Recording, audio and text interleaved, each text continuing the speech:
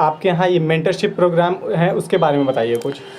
देखिए, जो mentorship programme का कॉन्सेप्ट चला है ना, ये एक्चुअली यूपीएससी के लिए चलाया गया था। कोचिंगों के पास क्या है ना, कुछ आप ऐसे कह लो कि बच्चों का माइंड ट्रैप करने के तरीके हैं। ये उसी में से एक तरीका है जिसको मेंटरशिप प्रोग्राम वो कहते हैं। बेसिकली मेंटरशिप प्रोग्राम होता है छोटे बच्चों के लिए, जहाँ पर 5, 10, 15 बच्चों का बैच होता है। 2-2, 3-3 टीचर बच्चों को एक टीचर को दे दिया जाता है कि आप उनको एक्स्ट्रा एक्टिविटीज़ वगैरह में इन्वॉल्व करके मेंटर करें। यही कॉन्सेप्ट कुछ लोग लेकर आए यूपीएससी के अंदर कि आपको 5-10 बच्चा असाइंड हो जाएगा और उन बच्चे के टोटल ग्रोथ को आप ध्यान रखिए कि वो बच्चा कैसा परफॉर्म कर रहा है, राइट। लेकिन होता क्या है कि शुरुआती दौर में महीना 2 महीना तो कोचिंग वाले काम करते हैं, उसके बाद जैसे ही पैसा उनका पूरा आ गया वो ख़त्म है मामला। अब ना तो बच्चे के पास इतना समय है कि वो जाकर उनसे अपना मेंटरशिप ले, और ना टीचर इसमें उतना ध्यान देता है। मैं आपको बताऊं, 150-150 का 200-200 का हमारा बैच होता था, और जब संडे को टेस्ट लेते थे तो एक बैच में 12 बच्चा आ रहा है, 15 बच्चा आ रहा है, 20 बच्चा आ रहा है, राइट।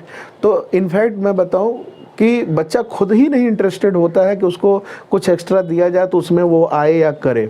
बस उसको क्या मज़ा आता है कि रूटीन पढ़ाई है, हम गए मुखर्जी नगर तो चलो ठीक है जाके कोचिंग कर लेते हैं, कोरम पूरा कर लेंगे। नोट्स क्लास में ही शुरू होता है और क्लास में ही बंद हो जाता है। कोई पुरानी चीज़ पीछे का पढ़ाया वो पूछ लिया जाए तो वो नहीं बता पाते। इसका मतलब क्या कि वो उन्होंने जो पढ़ा उसको तैयार नहीं किया।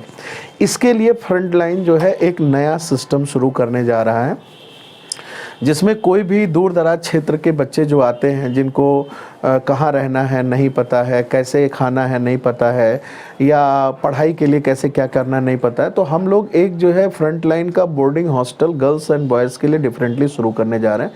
ये हो सकता है मैक्सिमम मार्च के बाद हम शुरू कर देंगे। उसमें बच्चा हमारे पास आएगा, 11 घंटे का पूरा प्रोग्राम रहेगा। उस 11 घंटे में कोचिंग की क्लासेस भी इंक्लूडेड रहेंगे। उनको 4 बजे उठाएंगे और रात में 8 बजे सोने देंगे, राइट। मोबाइल उनका जमा करा देंगे, संडे उनको मोबाइल देंगे। बाबू और बर्गर से उनको हम दूर रखेंगे, राइट। और अगर वो हमारे करिकुलम को फॉलो करते हैं, जिसमें सुबह उनकी अपनी सेल्फ स्टडी रहेगी, क्योंकि मॉर्निंग का जो टाइम होता है आपको पता है भारतीय सनातन परंपरा में ब्रह्म मुहूर्त में उठकर पढ़ाई करने से चीज़ें बहुत देर तक रिटेन होती हैं। आज कल्चर बिल्कुल डिफरेंट हो गया, क्योंकि आज जो है चाय और सुट्टा है ना, ये इसका ज़माना हो गया। तो यहाँ बच्चा आता है रात में 1:30 बजे सुट्टे की तलाश में मुखर्जी नगर में घूम रहा है, और फिर वो पढ़ाई करता है और रात में फिर सो जाता है या सुबह के टाइम सोता है। उसका पढ़ा हुआ अगले दिन उसको कुछ भी याद नहीं रहता। लेकिन अगर इसी रूटीन को चेंज कर दिया जाए तो चूँकि शरीर हमारा बना कैसे है, अंधेरे और उजाले से। अंधेरा कहता है कि सो जाओ, उजाला कहता है कि उठ जाओ, राइट। तो जब ब्रह्म मुहूर्त का जो समय होता है उस समय हल्की हल्की जो लाइट्स आनी शुरू हो रही है, इसका मतलब आपकी एनर्जी भी, पीनियल ग्लैंड जो है आपका वो इम्पल्सिव हो जाता है। तो ऐसे में अगर आप उठते हैं पढ़ते हैं तो आपको ज़्यादा समय तक ध्यान रहेगा। उसी जो गुरुकुल एक परंपरा होती है कि सुबह के टाइम पर उठिए, 4 से 6 की सेल्फ स्टडी करेंगे, 6 बजे नेट उनको चाय या नाश्ता दे दिया जाएगा, फिर जाइए ब्रश वगैरह करिए, 8:30 बजे से या 8 बजे से उनको छोड़ देंगे। अगर उनकी कोई क्लासेस वगैरह जाके अपने अपने जगह पे क्लासेस लें, ठीक है। तो हमारे लौटने का जो भी उनका टाइम होगा उस टाइम पर आप जो है रिपोर्ट करेंगे वहाँ पर हॉस्टल में। आपके रिपोर्ट करने के बाद आपको खाना दोपहर का मिल जाएगा, जब भी टाइम हो खाना खा लीजिए। फिर इसके बाद 1 घंटा आराम करके आप जो है अपने स्टडी को शुरू कर दीजिए। शाम को हमारी कोचिंग में जो उनको हमने पढ़ा रखा होगा उसका टेस्ट होगा।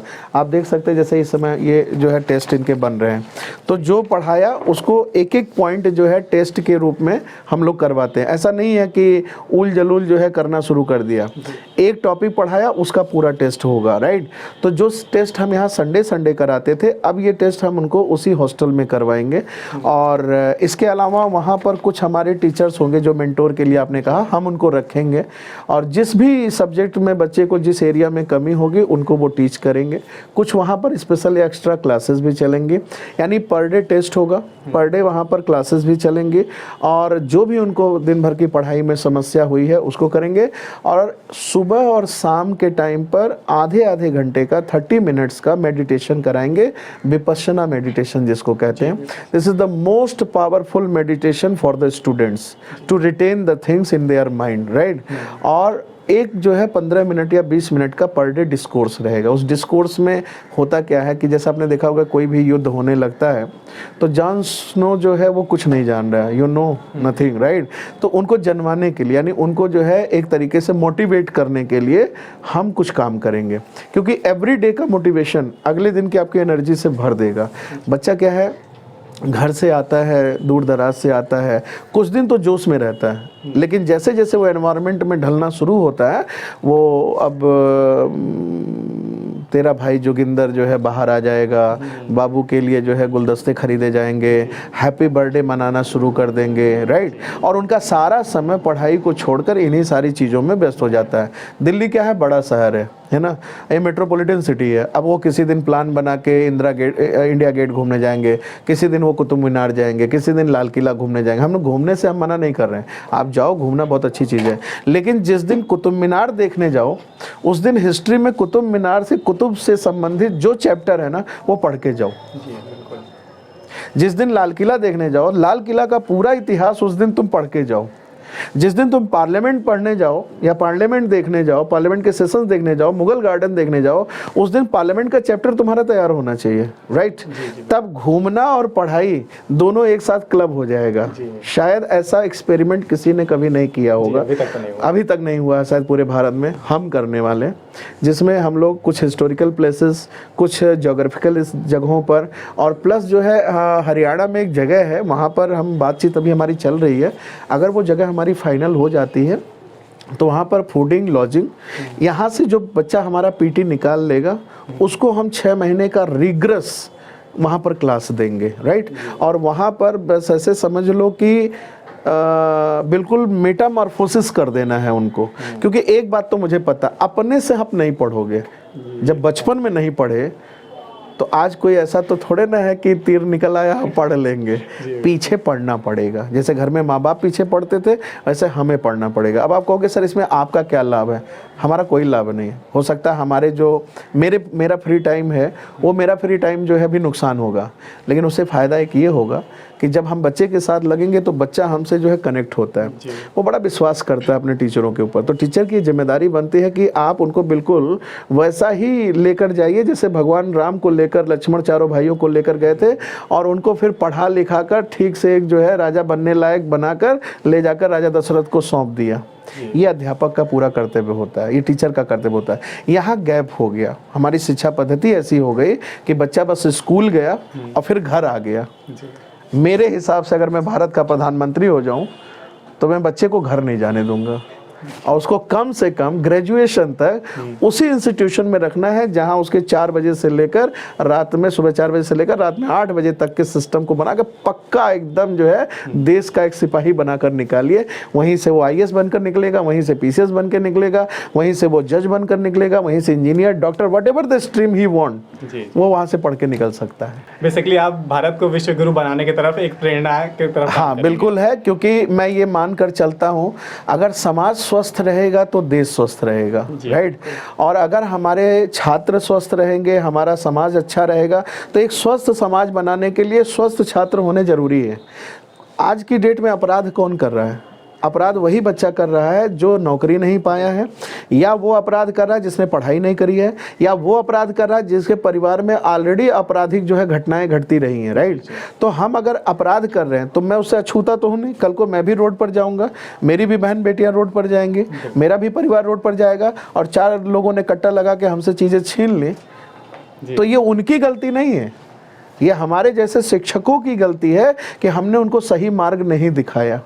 अगर भगवान गौतम बुद्ध ने अंगुलमाल को छोड़ दिया होता तो पता नहीं कितने लोगों को काट कर उनकी उंगलियां वो पहनकर घूम रहा होता, राइट। तो ये समाज के हर उस संभ्रांत वर्ग की जिम्मेदारी, जैसे आपकी जिम्मेदारी है। आपको क्या मिल रहा है मेरा इंटरव्यू के लेके? मैंने तो आपको पैसे नहीं दिए, आपने मेरे से ना पैसे मांगते तो भी हम इंटरव्यू आपको नहीं देते। लेकिन आप आए और आपसे मैंने पूछा कि आपके कितने सब्सक्राइबर हैं, आपने कहा मेरे पास 350 सब्सक्राइबर हैं। शायद 350 सब्सक्राइबर पर कोई टीचर या कोई कोचिंग आपको जो है इंटरव्यू देगा ही नहीं, लेकिन मुझे क्या लगा आपके अंदर एक जिजीविषा है। आज 3.5 है, कल 3.5 लाख होंगे, कल 3.5 मिलियन हो सकते हैं, राइट। लेकिन आप कुछ प्रयास कर रहे हैं और उसमें हम अगर आपको कुछ योगदान दे सकते हैं, तो ये हमारा कर्तव्य, हमें करना चाहिए। मेरे आधे घंटे 1 घंटे बोलने से अगर आपको कुछ लाभ हो सकता तो मैं बोलूँगा। कल मैं बैठा था, कल शाम को एक बच्चा आया, नमस्ते किया, और वो CAPF में कोई डिपार्टमेंट का उसका मेंस होने वाला है, तो वो सीधा लेकर क्वेश्चन पेपर आया, मेरे पास सामने बैठ गया, ठीक है। अब उसने कल मुझे क्वेश्चंस भी भेजे। अब वो मेरे से 4-5 क्वेश्चंस के तो पहले उसने ड्राफ्ट लिए, फिर मैंने उससे पूछा कि क्या हम पहले मिले? कहता नहीं। हमने कहा फिर आपको कैसे लगा कि आप एकदम डायरेक्ट आएंगे और हमसे क्वेश्चन पूछेंगे, हम आपको उसका ड्राफ्ट भी बता देंगे? कहा सर पता नहीं क्यों लगा, मैं आके खड़ा था, मैंने देखा front line, director Amar sir, expert in law and constitution, और सर मेरा पेपर का वो जो था उसी में कुछ संबंधित, तो मैंने कहा सर से पूछ लेता हूँ, आपने भी जवाब दे दिया। तो हमने कहा हाँ, हमारा यही कर्तव्य है कि अगर हम खाली है तो ऐसा नहीं कि हर चीज़ के लिए चार्ज ही किया जाए, समाज को आपको वापस करना चाहिए। ठीक सर, जैसे कोई भी स्टूडेंट आना चाहता है आपके कोचिंग में, तो उसका कोचिंग का लोकेशन बता दीजिए। हमारी जो कोचिंग है ये मुखर्जी नगर का जो सबसे प्रोमिनेंट प्लेस है, बत्रा सिनेमा, उसके कंपाउंड में है। जैसे ही वो गेट से एंटर करेगा, लेफ्ट हैंड साइड पे हमारा बोर्ड दिख जाएगा, और अगर उसको ढूंढने में कोई दिक्कत हो रही है तो वो जो गिवन नंबर्स हैं उन पर वो फ़ोन कर सकता है, या सीधा जो है अगर वो front line coaching centre private limited Google पर डालेगा तो वहाँ से हमारा मैप भी मिल सकता है, या वहाँ से डायरेक्ट उसको जो है सूचना मिल जाएगी कि फ्रंट लाइन में कैसे जाना, वहाँ नंबर वगैरह सब कुछ अवेलेबल है, तो वो आ सकता है। या ऐसे मार्केट में भी लोग फ्रंट लाइन को जानते हैं, ऐसा नहीं है, तो किसी से भी पूछ लें तो आ सकता है। थैंक यू सर, बहुत अच्छा लगा आपसे बात करके। बहुत बहुत धन्यवाद।